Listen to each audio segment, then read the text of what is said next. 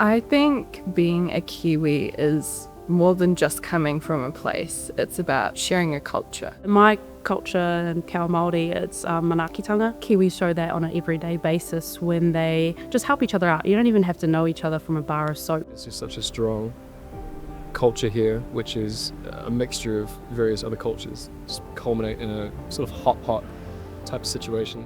Being a Singaporean is to survive in a very fast-paced country where everything changes very fast like a snap, and trying to be unique in a very big melting pot of various culture. And we are always in the process of forming our identity over here, and that incomplete nature, I believe, makes us unique and Singaporean. Home is family. Wherever my family are, that's where my home is. Home is where my loved ones are. Wherever my loved ones are at.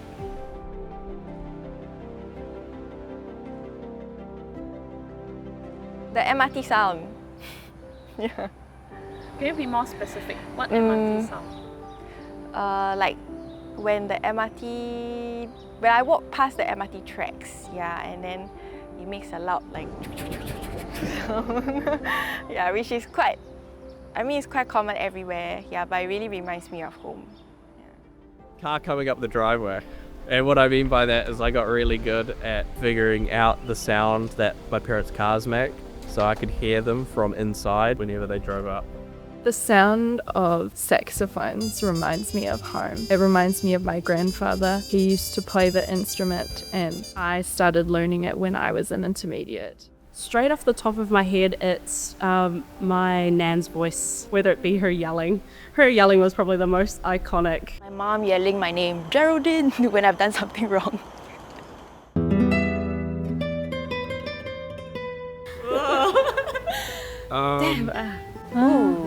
When I saw this question, I giggled so hard and I was like, do I just make something up? But no. My first love. We met at a party, actually. So it was a typical teenage love. My childhood best friend that lived right next door and knew me better than anybody. And I think that relationship lasted about a year and a half, long distance. So for 14, 15-year-old me, I don't know how I managed that. Not a happily ever after, no. But I think it's like most people's first loves, you know, it's like you take a shot, but you don't really know where it's going to end up, right?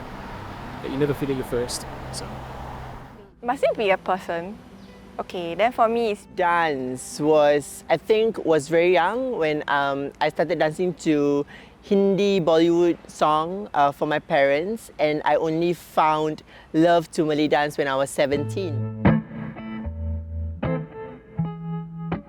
I think growing up in Singapore, there's definitely a path laid out for you. to be working at a 9-to-5 job, to have a family, get married, live in a HDB, have kids. I don't really think I've ever experienced those pressures because I always known that there are multiple paths to get to where you are supposed to be. So personally right now, at the age of 29, I've decided to leave my job and just exist for a bit and think about what I want to do next. I'm choosing to try and become a musician, which is not inherently a role that makes a lot of money, particularly in this country. Expressing myself the way that I want to, even if it's not going with the norm. I dye my hair the colors that I like, I get tattoos, and just have fun with it. I can think of one word only, which is foodie. Multicultural. Diverse. I would describe New Zealanders as humble, Kind. Generous. I was going to say like punch above our weight, but that's 4 words. So all I could come up with was gets it done. Oh yes, my mom makes the best ngoh hiang. Ayam masak merah and lemak cili padi and udang sambal with petai. Woohoo! She's probably one of the best chefs I know. Like, I know everybody says this about their mom. My mum is a terrible cook. That was always my dad's department.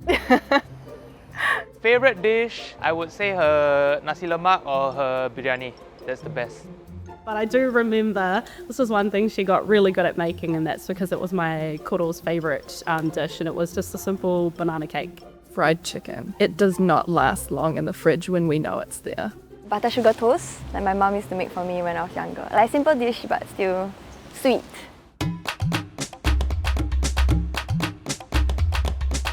Also 跑吧孩子. I remember it being very emotional. Yeah, I remember thinking that it was very touching, very poignant. And I think also the fact that they didn't have everything, but they knew how to appreciate what they had. They protect one another, like be it from children to adult, adult to children. Yeah, so I think that stayed with me. It's honestly crime watch. I don't know, man. It's just so Singaporean, like such Singaporean crimes as well. And the way they act and how it's been part of everyone's childhood, to me, makes it a uniquely Singaporean experience. Lord of the Rings has beautiful shots of New Zealand that I think everyone can appreciate. Plus Peter Jackson as well, being Kiwi, an Oscar winner as well, is just like, you look at him and it's like greatness, and it's like that's the benchmark. So yeah, Lord of the Rings, gotta claim it. Hunt for the Wilder People is probably New Zealand's best and most iconic film. Hunt for the Water People, Boy, and above all, Whale Rider. Nothing compares to Whale Rider back in those days. Yeah. What was it about that film that you liked?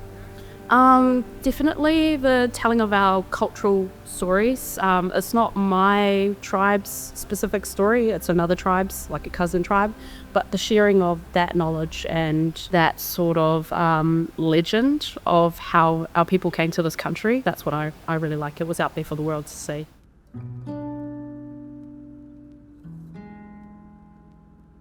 Fear of failure has always been one of my biggest fears. Anxiety and have a general fear of failure. The fear of not being good enough or being incompetent.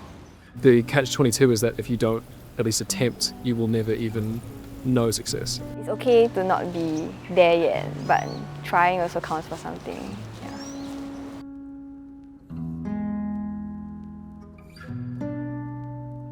Quite scared that climate change is going to be ignored because of bigger political issues happening. Globally, yeah, would be the state of our oceans. What about it scares you specifically? I'm a huge fan of diving and I love it. It's one of my deep passions in life, and the thought of seeing the difference between what I'm seeing now and in the future, what I might see. We're going to lose a lot of our natural resources and animals. That is very frightening. It's a pretty terrifying thing to think about, the fact that, you know, there are currently major superpowers that just have access to a nuclear arsenal that at any given point could set things off, and then we're all living underground in bunkers for the rest of our lives. So.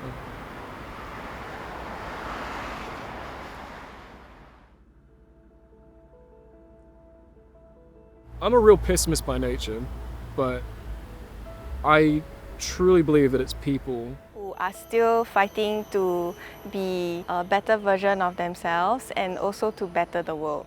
Educating myself on a topic that I'm not really sure about gives me that peace of mind, gives me that comfort, but also gives me hope that there is better things to come in the future. I think it's very hopeful to see young generations or my students from Sec 1, as they grow up, they can start dancing and they learn how to be a human and learn the act of empathy and leadership qualities. I think that gives me hope that the world might change.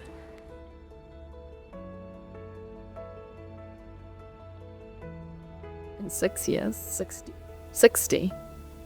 In 60 years, I'll be dead, but very optimistic. When I'm now 23, I will be 83 years old in 60 years. For the state of the world, I hope that we've all learned to collaborate with each other. I hope we celebrate each other's differences. You are allowed to be you, and you are allowed to love others despite them being different to you. I still feel we've got a long way to go for that. Hopefully one with less conflicts and one with more awareness on how to make the earth more sustainable.